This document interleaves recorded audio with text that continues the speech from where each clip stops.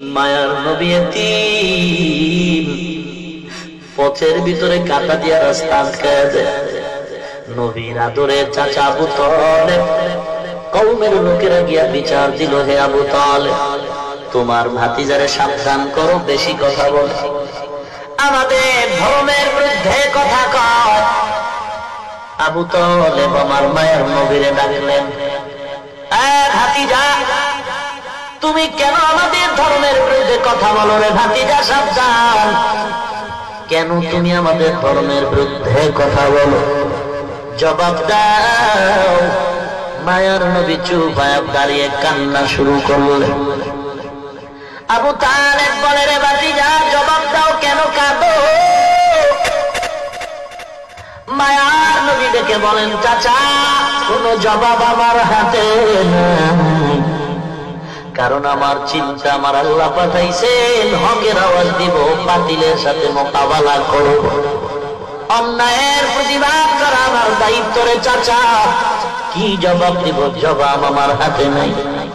আবু তালিব বলে, রে ভাতিজা, যাও যাও, আমি আবু তালিব চালে সুরে দিলাম, তোমার কাজ তুমি চালাও, একটা ফুলের টোকা তোমার শরীরে আমি আবু তালেব বেঁচে থাকতে লাগতে দিব না।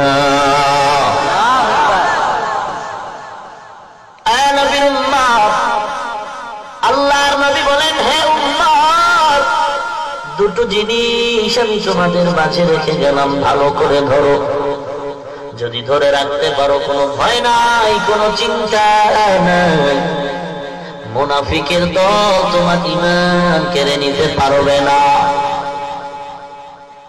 এক নাম্বার, দুই নাম্বার, দুটো জিনিস ভালো করে খেয়াল করেন।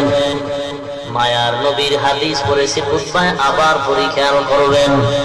قال رسول الله صلى الله عليه وسلم تركت فيكم أمرين لن تضلوا ما تمسكتم بهما كتاب الله وسنة رسوله। দুটো জিনিস রেখে গেলাম, ধরে নাও, কোনো ভয় নাই। নৌকা চলে নদীর মাঝে, হঠাৎ যদি ডুবে যায়, স্টিমার ডুবে যায়, নদীর মাঝে যদি তুমি নৌকা হারিয়ে ফেলো, বিপদমুখী হও, এমন কঠিন মুহূর্ত, এমন কান্না শুরু হয়ে যায়, ওই সময় যদি একটা কলা গাছ তার হাতের মধ্যে দেওয়া হয়, বান্দার কলিজা বড় হয়ে যায় খুশির কারণে। এই কলা গাছ দিয়ে আমি আস্তে আস্তে করে হলেও তো কিনারায় যেতে পারবো। এ নবীর উম্মত, কলা গাছ আমার আসল কিছু না, আমি কিনারায় যাওয়ার একটা মাধ্যম। পীর আমার আসল না, পীর ধরলাম জান্নাতের পথ চিনার একটা মাধ্যম। মাযহাব আমার আসল না, মাযহাব মানি কেন বলে আমি মূর্খ, আমার ইলম নাই, আমল নাই, অতএব আমি বড় বিচক্ষণতার জ্ঞানও আমার নাই, আমি পেশ বুঝি না, জান্নাতের সহজ পথ চিনার জন্য একটু মাযহাব অনুসরণ করি। হে মুমিন, কারণ মন মতো জিন্দেগি চালানো যাবে না, মন মতো জীবন চালাইতে গিয়া কেউ নাজাতের রাস্তা খুঁজে পায় নাই, অতএব কারো না কারো মুরব্বি মেনে চলতে হবে। মুরব্বি ছাড়া যারা চলবে তারা জাহেলিয়াতের মতো ধ্বংস হয়ে যাবে। যার কোনো মুরব্বির প্রয়োজন মনে করে না, ইবলিস কিন্তু মরে নাই, ওই ইবলিস এসে ওই বান্দার মুরব্বি হয়ে যায়।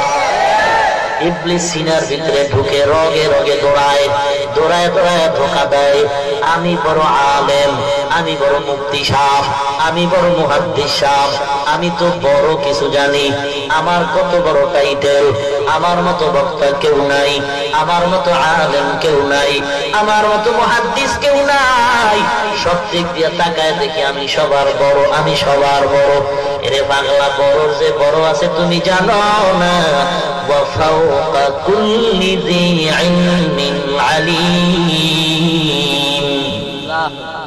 আল্লাহ কোরআনে বলেন, বড়র বড় আছে, বড়র দাদায় ডেকে বলে, নাতি একটু দেখ আমার বয়সের সীমানাটা কত।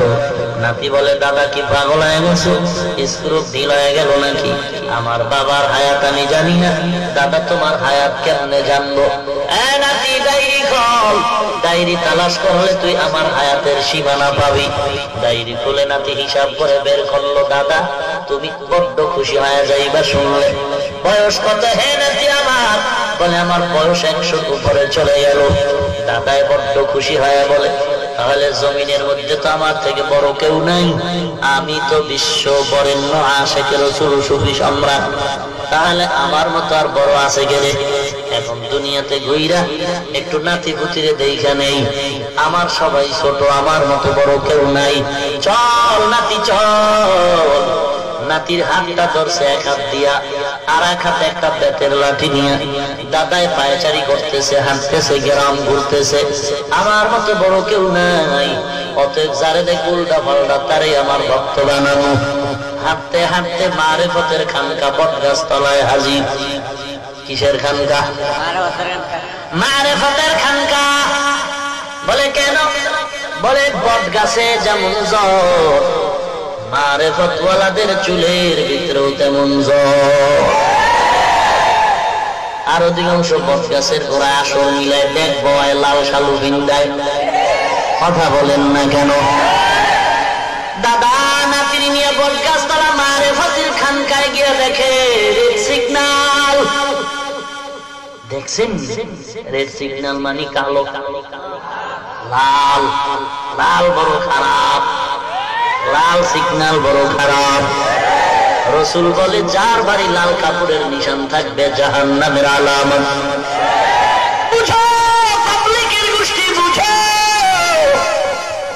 বন্ধদেরকে যেদিন বলবে তোরা কেন এদের ধোঁকা দিছ, বন্ধরা বলবে, রে আল্লাহ আমি তো নিষেধ করছিলাম। তার মানে কেমনে করছো? লাল কাপড় দিয়া বলছিলাম আসবি না, রেড সিগন্যাল। এই যে আমি লাল কালারের রুমাল পরি, একস লাল রঙের রুমাল পরাও পুরুষের জন্য নিষেধ। লালের সাথে সাদা মিক্স আছে, এজন্য কোনো নিষেধ নাই। অতএব লাল লাল একস লাল নিরেট লাল ব্যবহার করা নিষেধ। হে মুমিন, লাল দুনিয়াওয়ালাদের জন্য সিগন্যাল ভয়ানক। লাশের গাড়ির বহরে লাল পতাকা। কথা বলেন না কেন? লাল পতাকা দেখলেই মানুষ ভয় পায়, ওখানে গেলে বিপদ। বিপদ একজন আর হইছে জন্য লাল